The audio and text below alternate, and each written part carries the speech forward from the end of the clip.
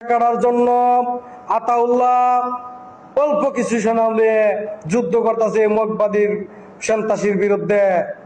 আসুন সবাই আতাউল্লাহরে সাপোর্ট করে সহযোগিতা করে আরাকান একটি মুসলিম কান্ট্রি করার চেষ্টা করি। বিসমিল্লাহির রহমানির রহিম।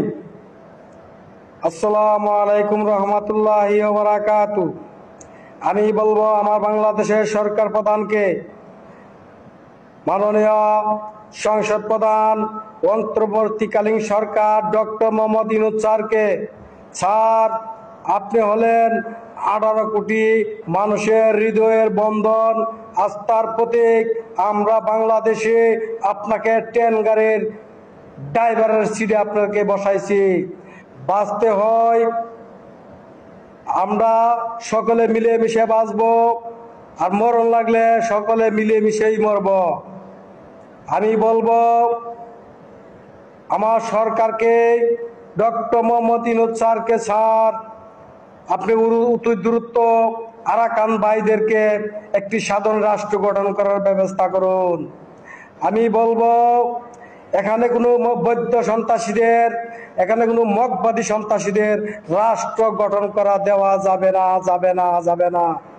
আরাকানে আমার 50 লক্ষ মা বোন ভাই বেরাদর আজকে হাজার হাজার বছর ধরে এখানে বসবাস করে। এখানে কোনো মগবাদী সন্ত্রাসী গোষ্ঠী রাষ্ট্র গঠন হইতে পারে না, পারে না। আরাকান মুসলমানদের দেশ। আরাকান যদি দেশ হতে হয় আরাকান মুসলিম কান্ট্রি গঠন করতে হবে, কান্ট্রি গঠন করতে হবে।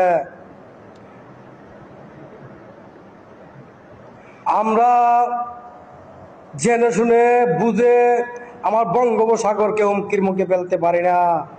এখানে মগবাদী সন্ত্রাসীরা কোন দেশের ইন্ধনে এনে রাষ্ট্র গঠন করার চিন্তা করতেছে, আমার রোহিঙ্গা মা বোনদেরকে নির্যাতন করতেছে, অত্যাচার করতেছে। সকল ভাইকে বলবো একটু সুদৃষ্টি দিয়ে দেখবেন, আমার রোহিঙ্গা ভাইদের পাশে দাঁড়াইবেন। এই যে পতাকাটা, এই পতাকাটার জন্য আতাউল্লাহ অল্প কিছু সেনা নিয়ে যুদ্ধ করতেছে মগবাদীর সন্ত্রাসীর বিরুদ্ধে। আসুন সবাই আতাউল্লাহরে সাপোর্ট করে সহযোগিতা করে আরাকান একটি মুসলিম কান্ট্রি করার চেষ্টা করি। ধন্যবাদ।